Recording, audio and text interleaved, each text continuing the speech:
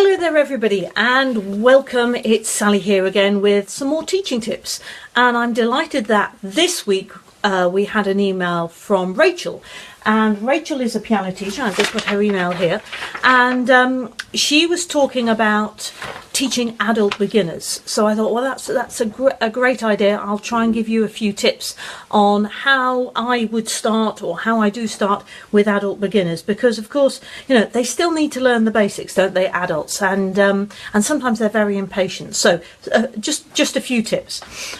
First of all, I think it's important that we address three different skills in an adult beginner. First of all, we have their pianistic skills. We want to develop them as a pianist. So that's one thing to think about. And we can do that through improvising, we can do that through playing by rote, and we can do that through playing by ear. So we can get them playing on the piano, developing technique, developing knowledge of keyboard, developing the skill to be able to create beautiful sounds and really engage in music. We can do that really quite easily, I think. And I'll show you how in a moment. And one of the second areas, of course, is their reading skills. We want them despite the playing, we want them also to be good readers.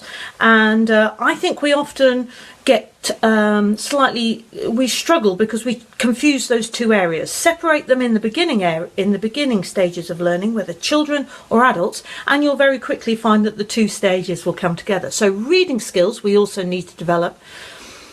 I think you'll find adults will know about reading music and they'll apparently pick up the reading skills very quickly, but I think you have to go a little bit further because you really want them to understand what it is they're doing. And then the third area I think we have to deal with is practice skills.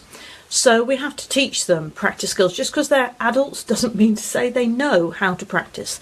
They might again know the theory behind it, but whether they do it actually when it comes to it is another matter. I've got an adult who struggles with her practice because she always wants to be able to play everything straight away because she thinks she should be able to. So it's a question of building up really good practice habits that they understand and that they enjoy the experience of practice, that it's not just about playing. Practice can be should be just as much fun as actually being able to play a piece.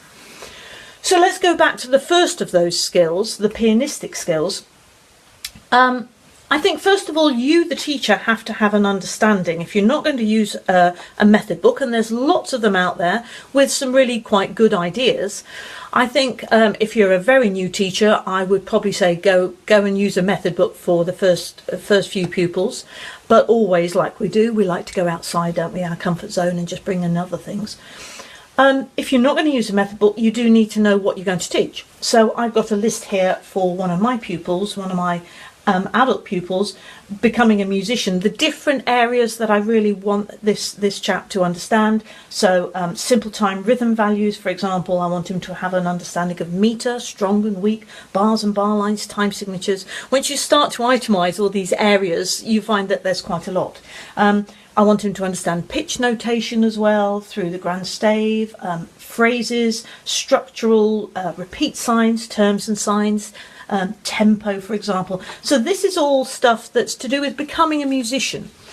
And then we have the whole pianistic side of things. So becoming a pianist, well, that's to do with posture, having a balanced and comfortable sitting position, being able to use finger numbers accurately, playing in a basic hand position, hands separately, coordination, rhythmical playing when passing from hand to hand. You can't see what I'm doing, but I'm going from the left hand to the right hand. Playing two notes, probably an open fifth in one hand. An open fifth because it gives us that nice structure of our hand, gives us a nice firm bridge here and gets everything nice and set up for later work. Articulation, non-legato probably, but you might move on quickly to staccato and legato, not necessarily in that order. Keyboard orientation. Now I know a lot of you liked what I did last week with my super spec glasses. I wouldn't necessarily put those on an adult, but they still need to have that sense of keyboard orientation. So those are some of the outline of things that I might do with an adult beginner. How am I going to deliver that? Well, I'm going to use books like Lucinda Mackworth's Young Piano by Ear. which is shows you as a teacher how to go step by step, as she says, through beginning to play by ear and also beginning to accompany yourself. So if you want a progression, this is where you'll find it. That's Piano by Ear by Lucinda Mackworth-Young. And again, this is about being the pianist, so this is beginning to get them to improvise and play by ear. Another good series is Pattern Play, and this is by Forrest Kinney. You can see that this is Pattern Play 3, and I've been enjoying myself with this yesterday, as it was Blue Monday over here in the UK, and we've been playing the blues. We've been playing, and they've been improvising on the F blues scale. So that's some ideas there for improvising. I think playing by rote, and it was interesting, a pupil I had last week, a teenage pupil, I introduced him to this piece, which is called African Dawn, and it's from a series called Safari, a book called Safari. This is by June Armstrong. I'm sorry, you're probably going to see it all backwards again, aren't you? I can't change that, I've discovered. So here, it's just about creating sounds.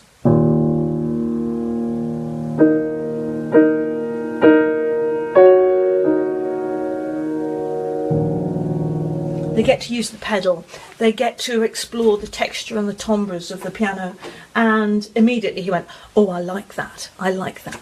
Now he's only had 3 lessons, and I'm going to be interested to see what he's doing this afternoon with that.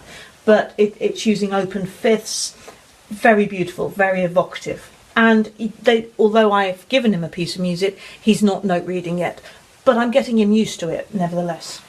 You've got similar pieces that you teach by rote. This is called Magic Beans, and this is by Ben Crosland. Magic Beans by Ben Crosland.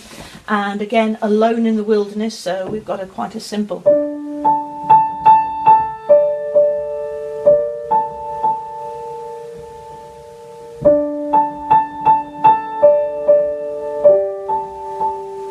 So a little bit more movement going on there, but again, that's something you could do with an adult beginner in the first few lessons, I would have thought.